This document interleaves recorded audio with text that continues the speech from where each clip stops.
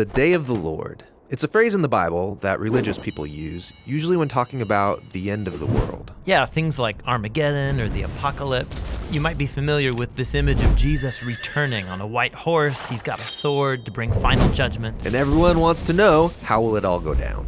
So a lot of these images come from the last book of the Bible, but to understand them, you have to go back to the first book. When the story begins, we watch God create an amazing world, and then he gives humans power to rule over it on his behalf. But the humans are tempted by this mysterious, unhuman character who offers them a promise. You could define good and evil on your own terms and put yourselves in God's place. Which is what they do.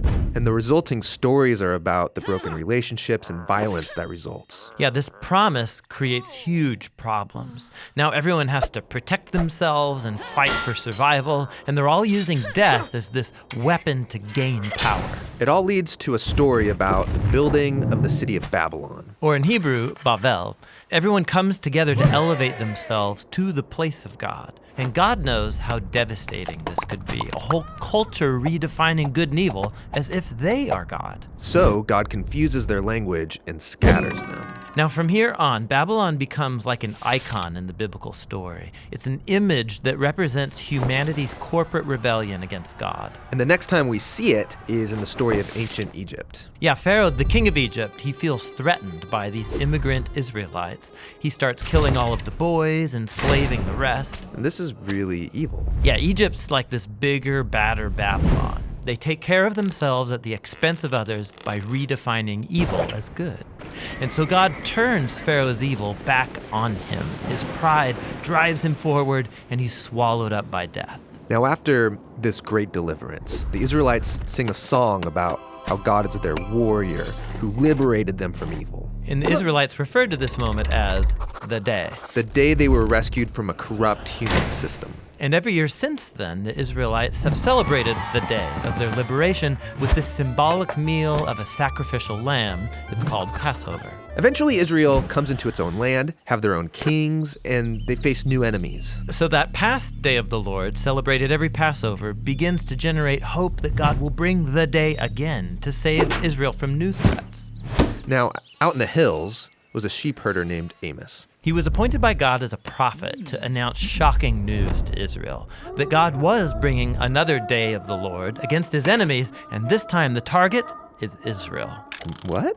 Sadly, Israel's leaders had also redefined good and evil for themselves, resulting in corruption and violence. So God's people have become like Babylon, the oppressed become oppressors. Babylon seems like a trap no one can escape. And so the day of the Lord comes upon Israel. They're conquered, taken captive into exile, and from then on, Israel suffered under the rule of continuous oppressive empires. This is the story Jesus was born into. Yeah, in his day, the oppressive empire over Israel is Rome. So, is Jesus gonna confront Rome, take him out? Well, no.